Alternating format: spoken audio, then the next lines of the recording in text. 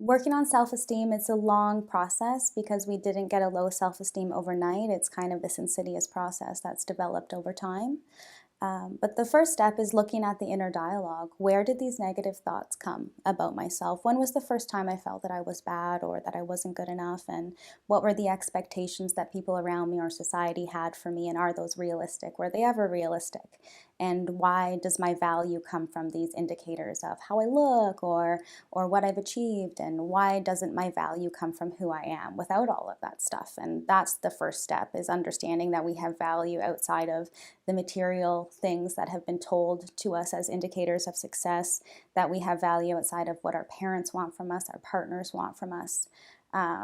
Because when our indicator of value doesn't come authentically from us, we'll never feel satisfied or happy, because we can never fulfill what other people want from us, because what other people want from us is much more about what other people want for themselves.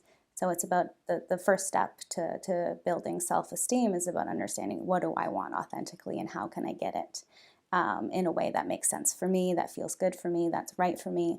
And when we can achieve stuff on our own terms, that's the foundation for building self-esteem. It's very easy to have a negative inner dialogue. I find it stranger if someone has a positive inner dialogue.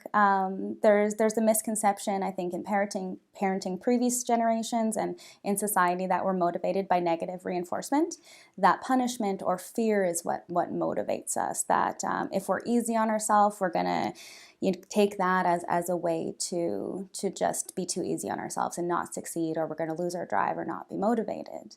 And often when our parents are avoidant of their emotions, or they're insecure, they have shame, that's the only way they know how to parent us, is to kind of put that on us. You know, they have goals that they didn't achieve, they have insecurities, and they can't tolerate that in themselves because they're so emotionally avoidant. How could they tolerate that in their children? They can't, right? So they just teach us about talking to ourselves harshly. Society also promotes it, depending on who we are. Specific identities have a harder time understanding who they are in a positive light, because society messages all this really negative stuff. So these it changes our core beliefs. We feel that we are bad. We feel that we don't deserve love. We feel that we don't deserve to succeed, and it becomes a loop.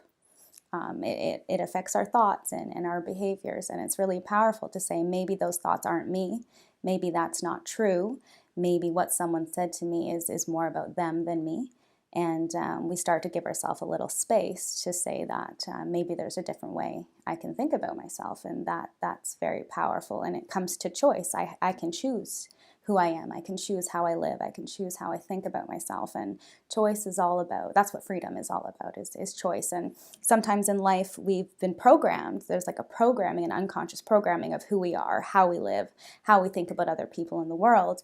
And through therapy or through any type of healing work, we can figure out that we have choice to live the rest of our life in a different way. And that's a real pivotal point that I've seen a lot of people through, and it's so hopeful. And it's what motivates me really to continue on my work and to keep sitting with other people.